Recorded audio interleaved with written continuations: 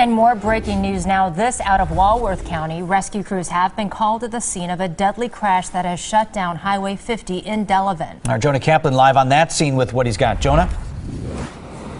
Yeah, good morning, Vince and Susan. A pleasant good morning, everybody. This car that was involved in this chase was absolutely ripped apart. And how do we know this?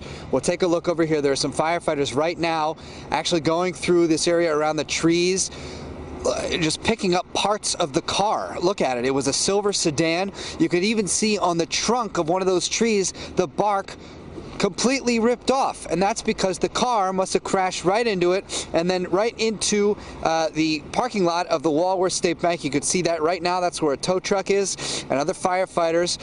So this car that we now know clocked in at about 100 miles per hour came around this bend over here through the town of Delavan, right by the town of Geneva here in Walworth County.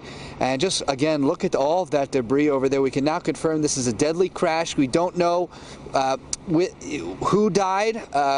We have not confirmed that it was the driver of this vehicle, nor have we confirmed the identity of the driver of this vehicle. We don't even know the gender of the driver. It could have even been a woman. But Highway 50 still shut down as firefighters continue to go through what was this car, because it's just been completely torn apart.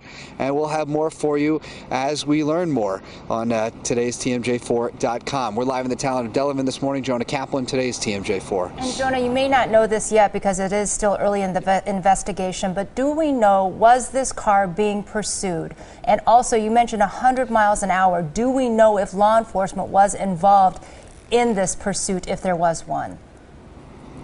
Yeah, so right now, what I just talked with the chief of the town of Delavan is that, yeah, that this person was going through, and one of the officers was chasing this driver, going 100 miles per hour. One person who was listening to the scanner even told me that the speed topped 120 miles an hour. What we know also is that apparently the driver was going through the town of Geneva, but that's when actually police stopped the chase because they didn't want to go through the town and, you know, increase some of the danger, the potential for even more crashes, because it could have involved other people. So we're still waiting to find out exactly how many officers went through on the chase, how it ended like this, but we do know that yes, it was a chase that involved some police. All right, Jonah Kaplan live for us. Jonah, thanks very much. Let's move on to some other local news. A key vote today could help finalize a controversial sale of former Malcolm X Academy. MPS wants to sell the building to a holding